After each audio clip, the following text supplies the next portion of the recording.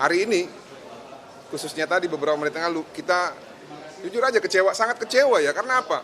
Pasal 340, mereka mendalilkan bahwa pasal 340 terbukti secara sah dan meyakinkan, namun tuntutannya tidak sesuai dengan pasal 340, 8 tahun.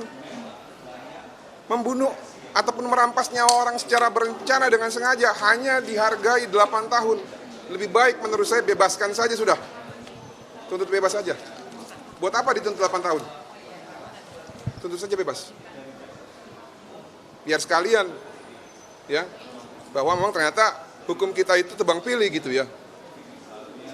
Saya tidak tahu apa yang menjadi dasarnya sehingga mereka hanya menuntut 8 tahun. Jadi kalau kita mempertimbangkan rasa keadilan bagi korban yang sudah dihilangkan atau dirampas nyawanya secara berencana, keluarganya diintimidasi, dilakukan obstruction of justice, dituduh pemerkosa, dituduh pelaku kekerasan seksual, tapi hanya dihukum 8 tahun. Mohon maaf ya, saya pikir bukan cuma keluarga korban yang marah, masyarakat di sini juga pada marah.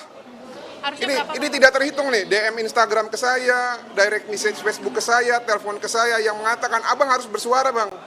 Ini tidak adil. Harusnya berapa Bang Martin?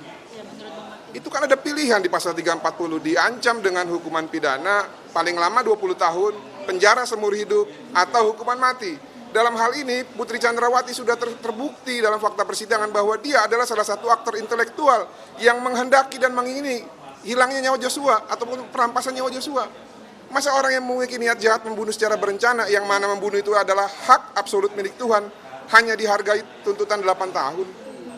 Nanti besok-besok orang akan membunuh orang secara berencana. Ada masalah dikit dibunuh. Mau begitu negara kita?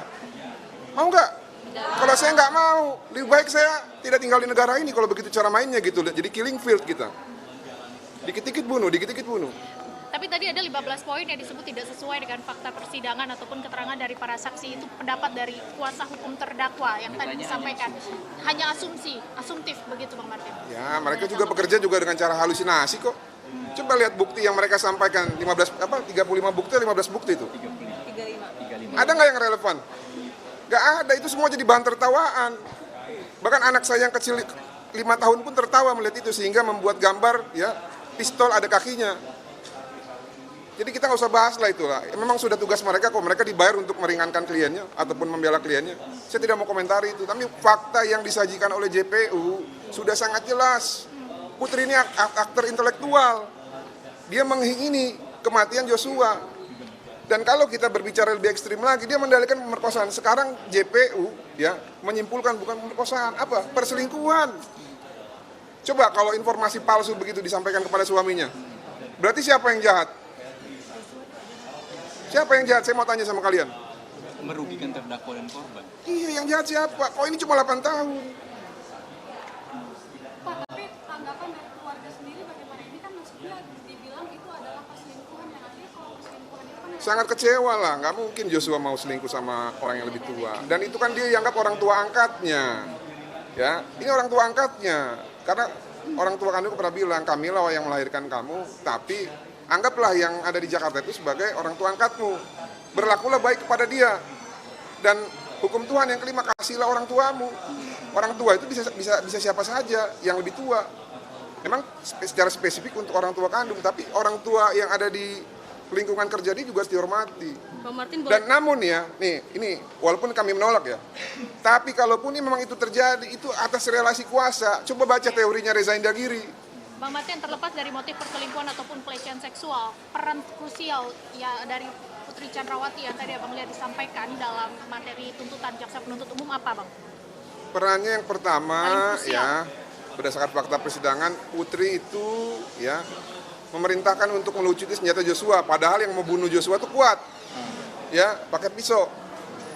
Lalu yang kedua, ya ada petunjuk dari Richard Eliezer yang mengatakan ya bahwa sudah ada perintah pembunuh pada saat sebelum di Duren 3 ataupun di Saguling, yaitu ingin menabrakkan mobil ke bagian samping di jalan tol. Lalu peran ketiga itu ada tertangkap di CCTV Putri Chandrawati bersama-sama dengan Kuat naik ke lantai 3, diduga keras. Disitulah konsep ataupun skenario untuk pelecehan seksual, konsep untuk mengarahkan ataupun menggiring korban ke tempat pembantaian di Duren 3 dan konsep-konsep yang lainnya untuk memuluskan keinginan jahat mereka untuk merampas nyawa Joshua itu dilaksanakan gitu loh. Karena kalau kita lihat ya, Verdi Sambo pasca penembakan, dia tidak mengatakan apa-apa kepada Ricky dan Kuat, itu berdasarkan keterangan Richard. Namun tiba-tiba pada saat penyidik memeriksa Kuat dan Ricky tahu skenario tembak-menembak, skenario pelecehan seksual. Tahu dari mana kalau dia tidak tahu sebelumnya, sebelum di Duren 3. Nah, cuman yang saya bingung itu adalah kenapa ya. Ditambah lagi tadi satu lagi, si Putri ini juga sudah mempersiapkan caranya supaya penyidik itu yakin terjadi pelecehan dengan apa? Dengan mengganti baju pada saat penembakan tersebut. Dan pada saat penembakan berdasarkan fakta persidangan juga, pada saat menjadi saksi, Putri mengatakan pada saat peristiwa penembakan dia hanya menutup telinga. Padahal lazimnya kalau orang ada suara tembakan, yang pertama dia lakukan adalah sembunyi atau ngumpet di bawah kolong tempat tidur atau di dalam lemari.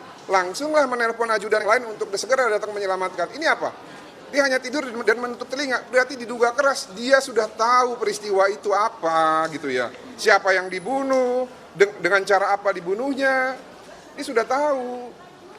Nah, oleh karena itu ya, ditambah lagi dia mengiming-imingkan uang segala macam gitu ya kepada para ajudannya. Itulah yang disebut dengan kesamaan kehendak ataupun meeting of mind untuk melenyapkan nyawa Joshua. Nah, kalau orang punya pemikiran jahat untuk membunuh seseorang, itu di dalam ancaman hukuman pidana ataupun ketentuan perundang-undangan kita, inilah kejahatan yang paling sadis gitu loh. Untuk pidana umum selain hal-hal yang lain.